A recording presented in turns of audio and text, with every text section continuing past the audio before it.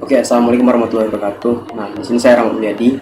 Saya bakal menjelaskan tentang statistika yang mengenai tentang penarikan sampel, validitas dan juga reliabilitas. Nah, yang pertama itu adalah penarikan sampel atau metode sampling. Jadi kita masuk ke slide yang pertama. Nah, di sini metode dan distribusi sampel. Nah, salah satu bidang dalam statistik adalah statistik inferensial. Statistik ini berhubungan dengan metode pengambilan kesimpulan tentang karakteristik populasi berdasarkan hasil analisis sampel.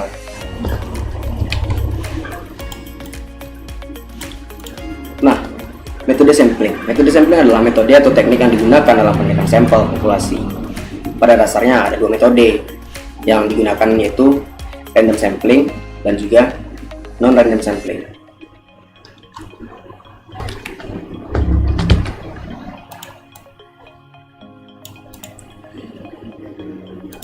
Nah, dalam random sampling itu terdapat 4 tipe, 4 tipe metode. Nah, yang pertama simple random sampling. Metode pengambilan sampel dengan cara memilih secara acak anggota populasi untuk dimasukkan ke dalam sampel. Dan yang kedua, ada systematic random sampling. Metode pengambilan sampel dengan cara anggota populasi disusun berdasarkan urut abjad atau dengan dasar yang lain. Kemudian suatu titik awal dipilih secara random, kemudian setiap anggota ke N populasi dipilih sebagai sampel. Yang ketiga, stratified random sampling. Metode pengambilan sampel dengan cara populasi disusun berdasarkan strata atau kelompok tertentu. Kemudian sampel dipilih dari masing-masing strata atau kelompok. Yang keempat, ada cluster random sampling. Nah, metode pengambilan sampel dengan cara ini yaitu dengan cara membagi populasi ke dalam suatu wilayah atau geografis atau area tertentu. Kemudian, suatu populasi sampel dipilih dari masing-masing wilayah atau area.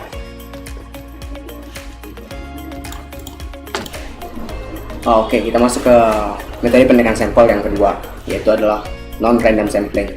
Jadi, non-random sampling ini adalah metode pemilihan sampel di mana setiap anggota tidak punya kesempatan yang sama untuk dipilih sebagai sampel. Selanjutnya kita masuk ke kesalahan penarikan sampel. Karena jumlah sampel atau statistik adalah sebagian dari jumlah populasi atau parameter, tidak dapat dihindari bahwa baik rata-rata hitung maupun standar deviasi dari sampel tidak akan sama persis dengan nilai rata-rata hitung dan standar deviasi populasi. Perbedaan ini biasanya disebut dengan kesalahan penarikan sampel atau sampling error yang didefinisikan sebagai perbedaan antara nilai statistik sampel dengan nilai parameter dari populasi. Nah, pada slide selanjutnya kita akan membahas tentang validitas. Jadi validitas itu adalah tingkat keandalan dan kesahihan alat ukur yang dipergunakan.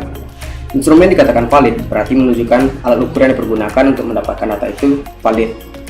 Dapat digunakan untuk mengukur apa yang seharusnya diukur.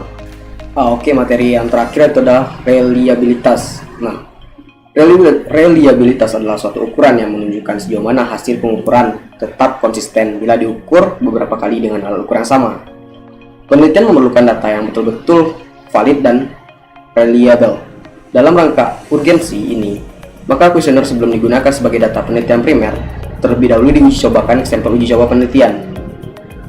Oke, mungkin sekian materi yang dapat saya tampilkan dan saya paparkan pada materi statistik ini mengenai metode penarikan sampel.